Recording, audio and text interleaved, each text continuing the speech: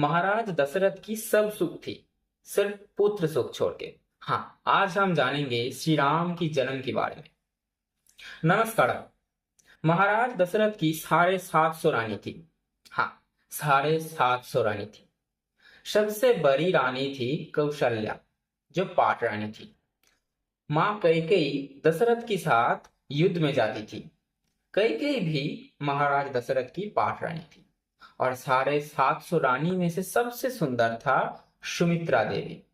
वृद्ध अवस्था की जाने के बाद भी जब महाराज दशरथ की कोई संतान नहीं जन्म लिया, तब वो चिंतित होके गुरु वशिष्ठ के पास गए। हम लोग वो श्राप के बारे में भी जानते हैं कि अंधक मुनि ने दशरथ को श्राप दिया था। उस अभिशाप के बाद भी महाराज दशरथ की कोई संतान नहीं हुई। वशिष्ठ मुनि ने कहा कि ऋष्यशृंग मुनि को लाइए। ऋष्यशृंग मुनि, जिनका गला से नीचे का शरीर मनुष्य का था और सर हरिण का था। ऋष्यशृंग मुनि को लाके महाराज दशरथ ने बहुत बड़ा यज्ञ का आरंभ किया। बहुत दिन तक हवन चला। हवन खत्म होते ही श्री नारायण एक स्वर्ण की थाली में परमान्न लेके श्री ऋष्यशृंग मुनि को दे दिए। ऋष्यशृंग मुनि वो परमान्न दशरथ जी को दिए। दशरथ अंधक मुनि का दिया हुआ श्राप याद करके अंधक मुनि की पिताजी एक फल दी थी, वो फल परमान्न में डाल दिए और परमान्न को आधा आधा हिस्सा में बांट दिए।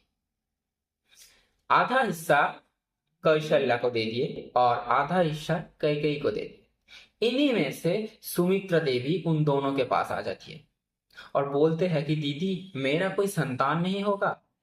तो माँ कौशल्या बोलती है कि होगा, तुम मेरे से आधा खा लो, लेकिन याद रहे तुम्हारी संतान मेरे संतान के साथ रहेगी। इन्हीं में माँ कैकेयी हिंसा के कारण सुमित्रा देवी को अपने हिस्से से आधा हिस्सा दे दिया और बोले कि तुम्हारा इनमें से जो पुत्र होगा वो मेरी पुत्र की दास बन के रहेगी। 9 महीने बाद माँ कौशल्या की कोख से जन्म लिया हम सबका प्रभु श्री राम। माँ कैकेयी के कोख से जन्म लिया श्री भरत और सुमित्रा देवी की कोख से जन्म लिया श्री लक्ष्मण और शत्रुघ्न।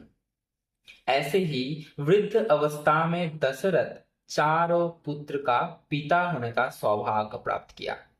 आज रामनवमी है, तो सब लोग मेरे साथ बोलिए जय श्री राम। ये सब बात हम सभी को पता होना चाहिए। अगर आप भूल भी जाते हैं तो ये याद करवा देना मेरा कर्तव्य है।